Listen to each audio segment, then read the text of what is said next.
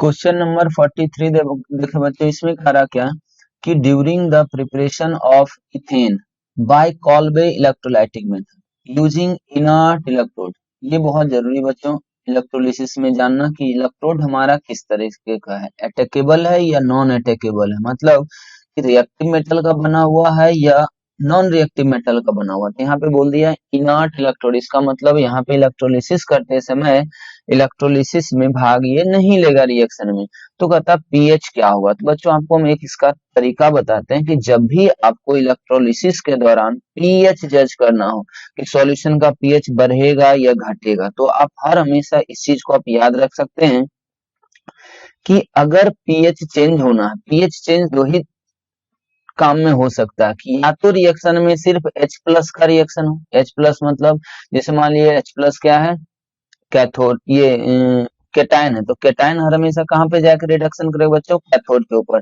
तो कैथोड पे होने वाले रिएक्शन में अगर H प्लस इन्वॉल्व हो गया, या ऐसे याद रखें कि H प्लस और OH माइनस आयन अगर रिएक्शन में इन्वॉल्व है, अगर रिएक्शन में इन्वॉल्व हो गया है, ठीक है, तो अब सोचे क्या हो सकता है। अगर H प्लस या OH माइनस, एंड अभी मत करें इसको, H प्लस या OH माइनस में से कोई एक अगर रिएक्शन में इन्वॉल्व हुआ है, इसका मतलब पीएच चेंज करेगा।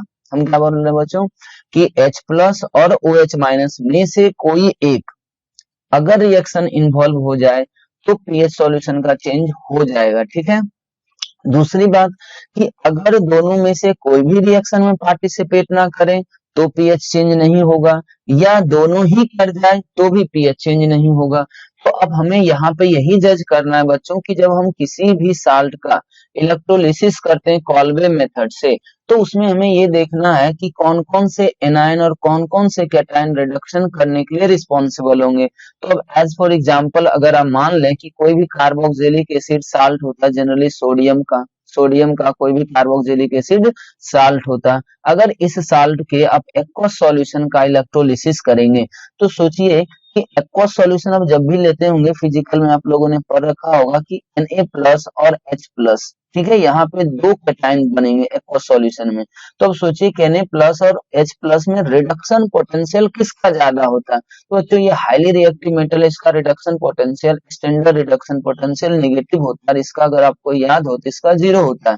तो एक तरह से देखें तो H प्लस जो है वो हाई रिडक्शन पोटेंशियल का कैटायन है, इसलिए कैथोड के ऊपर सिर्फ और सिर्फ H प्लस का रिएक्शन होगा। तो हम बस इतना पता करें कि H प्लस का रिएक्शन हुआ या नहीं हुआ कैथोड पे, H प्लस का रिएक्शन हुआ। अब सोचिए जब H प्लस का रिडक्शन होता है तो ये क्या करेगा बच्चों कि H प्लस जो है वो इलेक्ट्रॉन गेन करके हाइड्रोजन गैस में कन्वर्ट होता है। तो अब यहाँ पे यही देखने वाली बात है कि अगर सॉल्यूशन से H प्लस आयन घटेगा, H प्लस आयन अगर घटना चालू हो गया सॉल्यूशन से, तो सोचिए पीएच क्या हो जाएगा, बढ़ना शुरू हो जाएगा, क्योंकि minus log H plus ion होता है। तो एक तरह से यहाँ से देख रहा है। अब अभी हम कुछ फाइनल नहीं कर सकते हैं जब तक कि हमारा एनोड का रिएक्शन फाइनल ना हो जाए। अब देखिए कि एनोड पे क्या होता है कि एनोड पे आपके पास एक ये एनायन रहेगा, ठीक है, एसीटेट एनायन होगा, और दूसरा जो आयन रहा होगा एनोड पे नेगेटिव वो आएगा OH माइनस। तो अब इन दोनों में देखना है कि रिडक्शन कौन करता है। अगर आप कॉल्बे इलेक्ट्रोलिसिस भी पढ़े होंगे या इलेक्ट्रोकेमिस्ट्री का भी जो पार्ट इलेक्ट्रोलाइसिस उसमें पढ़े होंगे, आपको पता होगा कि एसीटेट आयन और OH माइनस आयन में जो रिएक्शन सबसे पहले करता है वो कौन सा बच्चों होता है, एसीटेट आयन होता है। यहाँ से ये इलेक्ट्रॉन लॉस करते हैं, फिर ये डॉट बनता है, फिर ये डॉट इस तरीके से करके फ्री रेडिकल डॉट में बनाता है, फिर ये दोनों मिलके अल्केन बनाते हैं। खैर मैकेनिज्म आपको याद होगा, हमें तो यहाँ बस पीएच करना था। हम यहाँ ये देख लें कि एनायन जो है एनोड पे ये वाला आएगा ऑक्सीडेशन करने। अगर ये एनायन ऑक्सीडेशन करने आए तो ओवरऑल आप देखें बच्चों कि हम कैटायन का रिएक्शन जज कर लिए और एनायन का रिएक्शन जज कर लिए। तो यहाँ से हमें ये पता चल रहा कि कैटायन ये कैथोड पे तो H प्लस का हुआ है और एनोड पे CH3CO माइनस का। तो हम अभी आपको क्या बता रहे थे कि अगर H प्लस और OH माइनस आयन एनोड और कैथोड में कहीं सिर्फ एक ही अगर रिएक्शन में इन्वॉल्व होता है तो pH must change, pH must change. अब कब क्या होगा, बढ़ेगा या घटेगा, आप उससे आइडिया लगा सकते हैं कि H प्लस रिएक्शन करेगा तो सॉल्यूशन से H प्लस घट जाएगा, पीएच बढ़ जाएगा। अगर एनायन करने लगेगा, OH माइनस एनोड पे रिएक्शन करने लगेगा तो OH माइनस घटना शुरू हो जाएगा बच्चों। तो वहां पे क्या हो जाएगा, आपका पीएच क्या हो जाएगा, धीरे धीरे फिर से घटने लगेगा, क्योंकि H प्लस बढ़ने, ये OH माइनस घटने का मतलब है कि रिलेटिवली वहां पे H प्लस आयन बढ़ रहा है, और H प्लस आयन अगर बढ़ेगा तो आपका pH क्या हो जाएगा बच्चों, घट जाएगा। तो इस तरीके से हम जज कर सकते हैं। खैर आप यहाँ पे अगर हम अब आंसर करें, तो अगर हम लोग देखें कि pH हमारा क्या होगा, लगातार बढ़ता जाएगा, लगातार क्या हो जाएगा बच्चों, बढ़ता जाएगा जैसे जैसे रिएक्शन प्रोसीड करता जाएगा, इसलिए हमारा आंसर यहाँ पे बी सही है। अब बात आता है 44 में। 44 में क्या कहता है बच्चों, कि ये एक तरह का हमारे पास क्या है, एडिशन रिएक्शन होगा। कैसे पता चलता, मान लिया आपको कुछ समझ नहीं आ रहा, तो हर हमेशा आप क्या करें, रिएजेंट के पास जाएं। HCl आपको क्या देगा, H प्लस और Cl माइनस देगा। अब बात ये आता है कि यहाँ पे H प्लस रिएक्शन पहले करेगा या Cl माइनस रिएक्शन पहले करेगा। तो आपको पता है कि अगर यहाँ पे हम लोग देखें तो ये पाई इलेक्ट्रॉन है, पाई इलेक्ट्रॉन एक न्यूक्लियोफाइल होता है, इसलिए हर हमेशा न्यूक्लियोफाइल क्या करेगा, सबसे पहले इलेक्ट्रोफाइल पे अटैक करेगा। तो अगर बच्चों आप यहाँ पे गौर से देखें, तो आपको कुछ ऐसा बनता हुआ दिखाई देगा। मतलब यहाँ पे होगा मार्कोनिक ऑफ एडिशन। यहाँ पे क्या हो जाएगा बच्चों, मार्कोनिक ऑफ एडिशन। ये 5 मेंबर रिंग है, इसको हटा दें, 5 मेंबर रिंग है, मार्कोनिक ऑफ एडिशन होगा। अब यहाँ पे आप ध्यान से देखें कि ये वाला जो पार्ट है आपका, ये यहाँ पे और यहाँ पे, ठीक है, यहाँ और यहाँ में से हमें क्या करना है, इस डबल बॉन्ड को तोड़ना है। डबल बॉन्ड को क्या करना है बच्चों, तोड़ना है।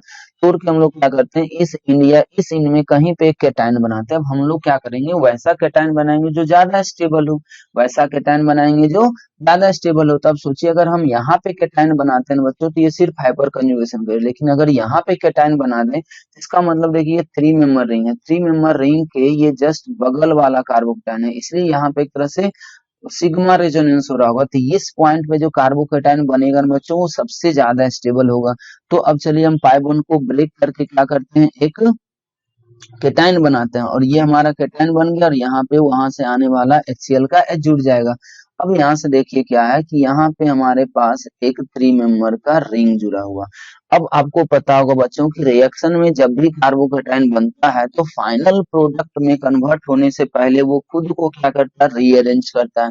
अब बात आता है कि ये यहाँ पे सिग्मा रेजोनेंस हो रहा है, तो क्या ये रिंग यहाँ पे एक्सपेंड कर सकता है या नहीं कर सकता। और हर हमेशा बच्चों जब भी आपको कार्बोकैटायन बने रिएक्शन में, तो हर हमेशा आप उसका रीअरेंजमेंट के बारे में सोचें ही सोचें। तो अब यहाँ पे अगर आप देखते हैं ना, तो ये कार्बोकैटायन जो है ये 5 मेंबर रिंग पर है, लेकिन इस रिंग के रिस्पेक्ट में देखें तो कार्बोकैटायन जस्ट उसके बगल में है। तो जब ये इसके बगल में हो जाएगा बच्चों, इसका मतलब ये रिंग क्या हो जाएगा, एक्सपेंड करेगा, क्योंकि प्रोडक्ट का स्टेबिलिटी भी वहां पे क्या हो जाएगा बच्चों, बढ़ेगा। तो इसलिए अगर हम यहाँ पे देखें ना, तो ये रिंग यहाँ से क्या हो जाएगा बच्चों, ब्रेक करेगा, और ये यहाँ पे आके अटैक करेगा। तो अगर आप गौर से देखें, तो ये यहाँ पे क्या आ जाएगा, एक 4 मेंबर रिंग है ये सॉरी 5 मेंबर रिंग है। तो ये पॉइंट तो ऐसे रहेगा ही, लेकिन अब ये वाला जो रिंग है बच्चों, वो यहाँ से टूटेगा, ऐसे जाएगा, ये ऐसे गया था। अब जो आप यहाँ से यहाँ जोड़ रहे थे, अब इसको कहाँ से कहाँ जोड़ दें, इसको यहाँ से यहाँ जोड़ दें। अब देखिए यहाँ पे क्या आ गया, कार्बोकेटाइन आ गया। अब देखें कि ये रिंग जो है, ये कंपाउंड जो ओवरऑल वो ज्यादा स्टेबल हो गया, क्योंकि रिंग के कारण भी ये कंपाउंड क्या था, अनस्टेबल था। तो यहाँ पे ये कार्बोकेटाइन बन गया। अब यहाँ पे देखें कि इसका और रीअरेंजमेंट हो सकता है, या ये सबसे ज्यादा स्टेबलाइज हो चुका है। तो ये अभी बच्चों सबसे ज्यादा स्टेबलाइज हो चुका है। तो अब देखेंगे कि हमारे रिएक्शन में कोई न्यूक्लियोफाइल है या नहीं है। तो हाँ, हमारे पास Cl न्यूक्लियोफाइल था, इसलिए ये यहाँ पे बच्चों क्या करेगा, जुड़ जाएगा। तो अब यहाँ पे अगर आप देखें गौर से, तो कुछ इस तरीके का आपको बनता हुआ दिखाई देगा। ये यहाँ पे ऐसा हो गया, 1 2 3 और 4, ये गड़बड़ हो गया है, आपको यहीं से मिलाना होगा, ये वाला नहीं आएगा, मतलब 4 में रिंग है। देखो, एक यहाँ पे हो गया, 2 यहाँ पे हो गया, 3 यहाँ पे हो गया, 4 यहाँ पे, मतलब एक 5 मेंबर और एक 4 मेंबर। और ये जो ज्वाइंट वाला है, ये बाईसाइक्लो जो बन रहा है ना, उसी पॉइंट पे ब्रिज वाले पे क्या होना चाहिए, क्लोरीन होना चाहिए। तो अगर आप इस तरीके से देखते हैं बच्चों, तो आपको आंसर सिर्फ इसमें क्या नजर आ रहा है, सी ही एक ऐसा ऑप्शन है। ठीक है, तो इस तरीके से आप सवाल को कर सकते।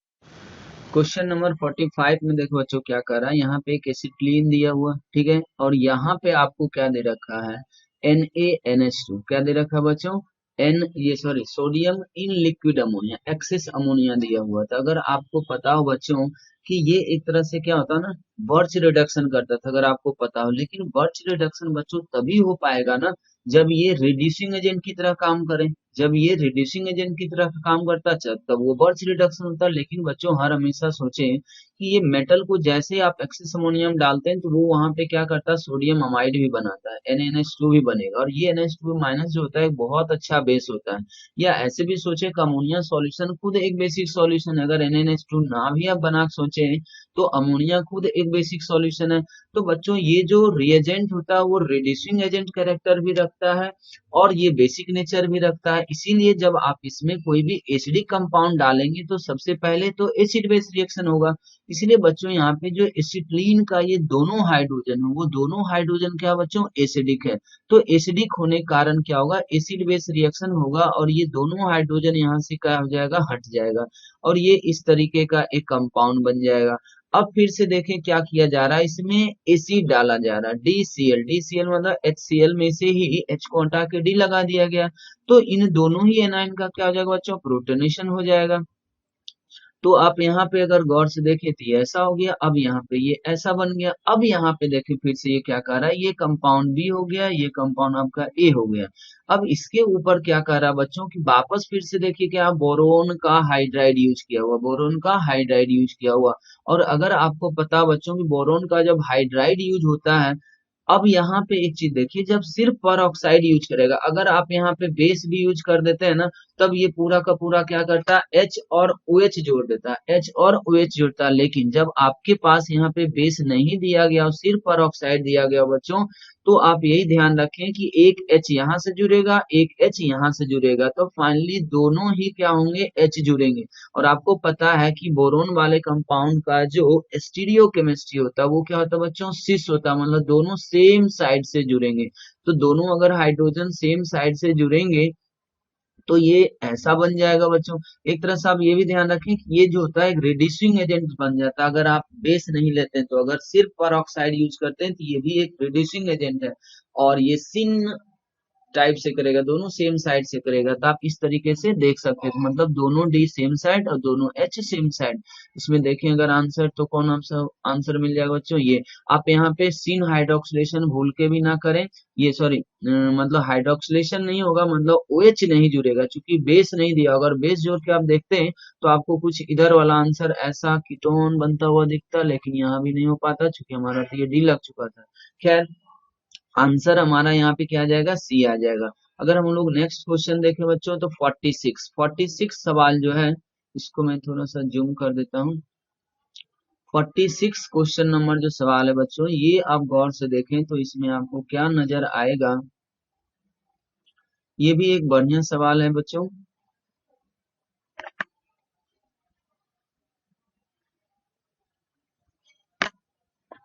अब अगर आप इसको देखें यहाँ पे तो आपको समझ आएगा कि ये क्या कह रहा है, ये कहना क्या चाह रहा है। कह रहा कि एक कंपाउंड ए, कंपाउंड ए दिया हुआ, अब इस पे देखिए ढेर सारा रिएक्शन कराया जा रहा है।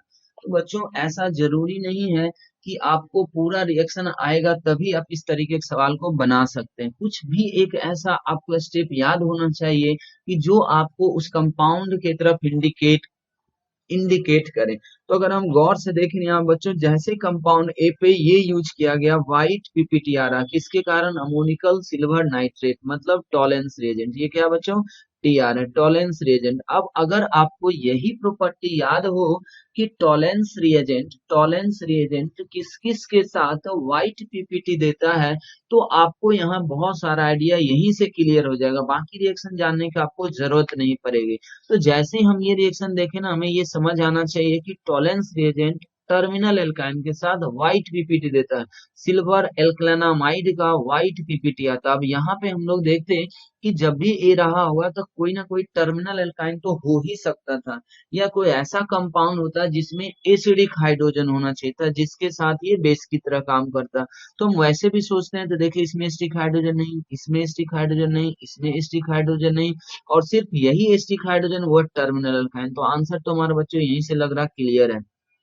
फिर भी अगर हम इन सारे रिएक्शन को जज करें कि कहाँ पे क्या होगा, तो भी हम आप जज कर सकते हैं। हम जैसे देखिए यहाँ से यहाँ तक दिया, जैसे ही बोला हॉट KMnO4, तो हॉट कंसंट्रेटेड KMnO4 जो होता है बच्चों एक ऑक्सीडाइजिंग एजेंट की तरह काम करता है। ये ट्रिपल बॉन्ड को क्या करता है, पूरी तरीके से ब्रेक करता है। ये ट्रिपल बॉन्ड को क्या करता है बच्चों, पूरी तरीके से ब्रेक करता है और सीधा सीधा एसिड में कन्वर्जन करता है। तो अगर आप देखें ना बच्चों, तो एसिड में कन्वर्जन करने का मतलब ये यहाँ पे तो एसिड बन जाएगा, और अगर आप इसका एसिड बनाते हैं तो ये पहले तो ऐसा बनेगा, लेकिन चूंकि ये स्ट्रॉन्ग ऑक्सीडाइजिंग एजेंट था इसलिए ये H फर्दर किस में कन्वर्ट हो जाएगा बच्चों, OH में। तो यहाँ पे एक तरह से देखिए H2CO3 बन रहा है, H2CO3 बनने का मतलब है कि ये CO2 में टूट जाएगा। तो अब यहाँ से देखें यही कि एक गैस निकला, ये गैस अगर पूछता ना तो बता सकते थे ये CO2 गैस है, और कंपाउंड बी जो है बच्चों वो एक तरह से देखिए क्या आ रहा हमारा, एसिड आ रहा। एक तरह से क्या देख लें, एसिड आ रहा। अब ये खुद सोचें कि अब अगर इस एसिड का LaH के साथ, अब LaH के साथ एल्युमिनियम लिथियम एल्यूमिनियम हाइड्राइड के साथ अगर रिडक्शन कर दें तो ये आपको पता होगा कि ये बना देता है अल्कोहल। ये क्या बना देगा, अल्कोहल। और वो कैसे बनेगा, पहले आप ऐसे देखें, ठीक है, यहाँ पे दो OH और ये एक H होगा, फिर ये दोनों निकल जाएंगे, फिर कीटोन बनेंगे। और कीटोन के ऊपर अगर आप ये सॉरी एल्डिहाइड के ऊपर अगर देखें तो ये आपको कुछ ऐसा बनता हुआ दिखेगा। इसका मतलब हम बात करें कंपाउंड सी का, तो कंपाउंड सी आपको ये नजर आएगा, कंपाउंड बी आपको ये नजर आएगा। ठीक है, अब देखिए सी के ऊपर क्या बोला है, डिहाइड्रेशन किया हुआ कंपाउंड डी बना, इसका मतलब हम समझ रहे हैं यहाँ से क्या बना होगा, डिहाइड्रेशन होगा बच्चों। तो डिहाइड्रेशन होगा तो वापस आपको यही बनना था, वापस आपको यही बनना था। ठीक है, खैर हम ये तो एसिटिलीन ले रखे हैं इसलिए आपको पूरा स्ट्रक्चर ये नहीं दिखेगा, क्योंकि इसके ऊपर दिया हुआ ना, तो यहाँ पे देखिए क्या ट्रिपल CH2 इधर जा रहा है, तो इसलिए आप इसको चेंज कर सकते हैं। तो इस तरीके से ही आपका हो जाएगा। हम तो खैर पूरा नहीं लिखे थे इसलिए ये पूरा नहीं आ रहा। ये आ जाएगा CH2CH3, कुछ इस तरीके का यहाँ पे लगता जाएगा ग्रुप इधर। ठीक है, तो ये इस तरीके से आएगा, फिर बच्चों ये एल्कीन बन जाएगा। और एल्कीन के ऊपर अगर आप देखें इसको HgOC NaBH4, ये OMDM रिएक्शन है। तो OMDM रिएक्शन करेंगे तो मोर इंडियन साइड पे विदाउट ट्रीटमेंट OH लगेगा। तो ओवरऑल आंसर जो है हमारा बी ही निकल के यहाँ से आ रहा है।